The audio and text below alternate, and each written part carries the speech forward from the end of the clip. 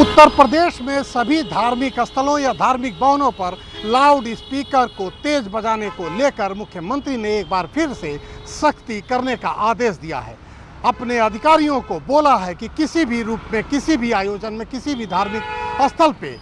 कोई भी loud speaker इतनी तेज नहीं होनी चाहिए कि वह ध्वनि प्रदूषण का रूप ले ले। लिहाजा इस पर सख्ती बरती जाए और ऐसे सभी स्थलों से लाउड स्पीकर को चेक करके सुप्रीम कोर्ट की जो एक मंशा है कि ध्वनि प्रदूषण न हो और लाउड स्पीकरों की आवाज़ तेज न हो, डीजे देर रात तक न बजाई जाए, डीजे की आवाज़ बहुत तेज न हो, इन सारे मामलों पर सीएम योगी आदित्यनाथ ने सख्ती से निर्देश देते हुए सबको सारे लाउड स्पीकरों को चेक करके उतरवाने का निर्देश दे दिया है। अब देखना यह है कि जितने लाउड स्पीकर ध्वनि प्रदूषण कर रहे हैं उनको योगी सरकार की प्रशासन कब तक उतार पाती है। कैमरामैन संदीप के साथ शिव कृपाल मिश्रा, प्राइम न्यूज़, लखनऊ।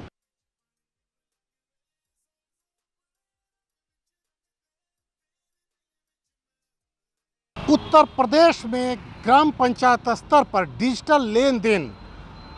को प्रोत्साहन देने के लिए आज समर्थ 2023 का उद्घाटन इंदिरा गांधी प्रतिष्ठान लखनऊ में योगी आदित्यनाथ और भारत सरकार के मंत्री गिरिराज सिंह व राज्य मंत्री साध्वी निरंजन की उपस्थिति में हुआ। बीसी सखी के इस राष्ट्रीय सम्मेलन का जो मूल आधार था वह था कि कैसे गांवों में डिजिटल लेन देन की बढ़ावा दिया जाए। डिजिटल लेन देन की वजह से जहां एक ओर सखियों यानी कि महिलाओं की दशा सुधरेगी, वहीं महिलाओं के दशा सुधरने से जाहिर है कि गांव में विकास होगा। तो कहीं ना कहीं उत्तर प्रदेश में महिलाओं की दशा सुधारने के लिए योगी आदित्यनाथ मुख्यमंत्री उत्तर प्रदेश ने आज काफ़ी कुछ महिलाओं के बारे में बताया और बताया कि कैसे तमाम योजनाएं डीबीटी के माध्यम से उत्तर प्रदेश में दी जाने वाली सबसे ज़्यादा धनराशि है। उनके माने तो 3,50,000 करोड़ रुपए डीबीडीटी के माध्यम से गांव में तमाम योजनाओं के अंतर्गत भेजा जाता है, जो देश में उत्तर प्रदेश पहले पायदान पर है। देश में इतना ज़्यादा डीबीडीटी के माध्यम से लेन देन डिजिटल किसी भी प्रदेश में नहीं किया जाता है। मुख्यमंत्री की माने तो आने वाले समय में डिजिटल लेन देन के बढ़ावे की वजह से जब महिलाओं में विकास होगा तो जाहिर है कि कहीं ना कहीं वह उत्तर प्रदेश के विकास में अपना भरपूर योगदान दे सकेंगी, जो कहीं ना कहीं राष्ट्रीय योगदान के लिए भी एक संबल बनेगा। कैमरामैन संदीप के साथ शिव कृपाल मिश्रा, प्राइम न्यूज़, लखनऊ। उत्तर प्रदेश के मुख्यमंत्री योगी आदित्यनाथ का आज जनपद मुजफ्फरनगर में आगमन को लेकर पुलिस प्रशासन बिल्कुल अलर्ट दिखा। वहीं आपको बता दें कि वह खतुल्ली थाना क्षेत्र के अंतर्गत गांव तुलसीपुर में गोरखनाथ मंदिर में पहुंचे और वहां पर पहुंचने के बाद उन्होंने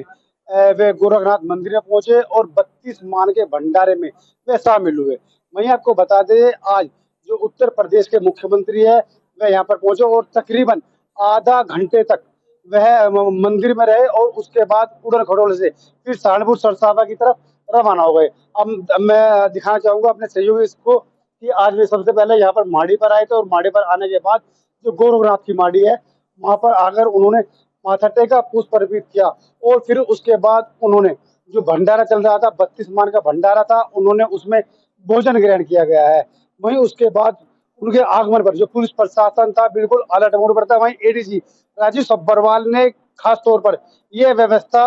संभाल रखी थी कि कोई भी किसी तरह की भी कोई दिक्कत न हो। वहीं आपको बताना चाहूंगा कि एडीजी राजीव सब्बरवाल सहित अन्य अधिकारी भी उनके साथ यहाँ पर मौके पर मौजूद थे। मैं अपने सहयोग दिखाना चाहूंगा जहाँ पर उन्होंने खाना खाया, वह वही इलाका है जहाँ पर खाना खाया है उन्होंने मुख्यमंत्री ने, और उसके बाद आधा घंटा तकरीबन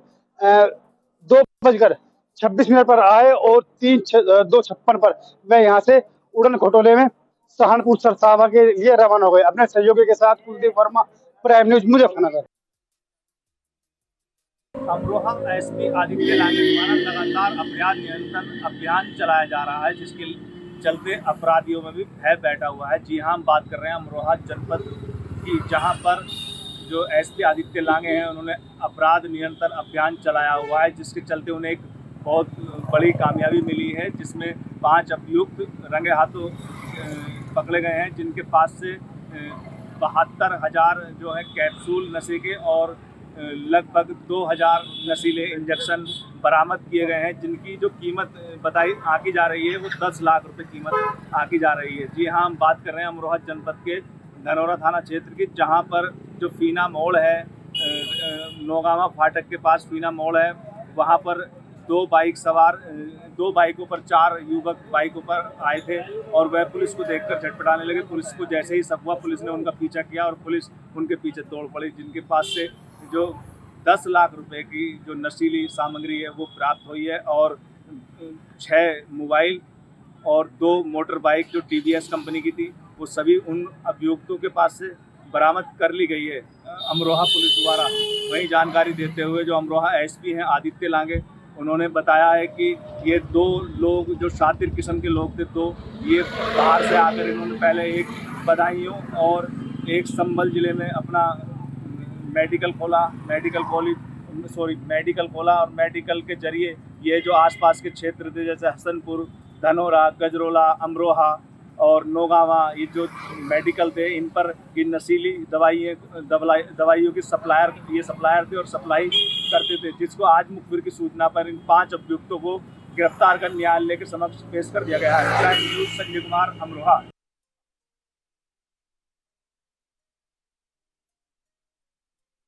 28 मई दोपहर 12 बजे देश के प्रधानमंत्री नरेंद्र मोदी नए संसद भवन का उद्घाटन करेंगे। इस कार्यक्रम में तमाम प्रदेश के मुख्यमंत्री और साथ ही साथ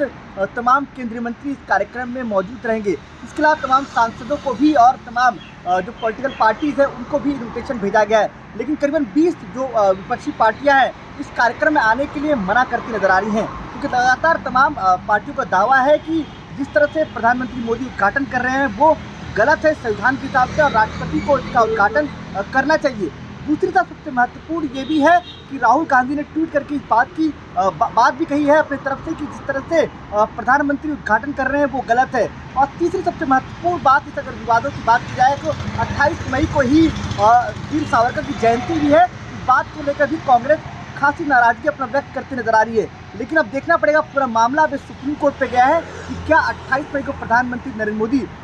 नए संसद भवन का उद्घाटन करेंगे या तो फिर सुप्रीम कोर्ट इस मामले को लेकर कोई बड़ा फैसला लेगा। कैमरामैन आकाश के साथ पंकज वानखेड़े, प्राइम न्यूज़, नई दिल्ली।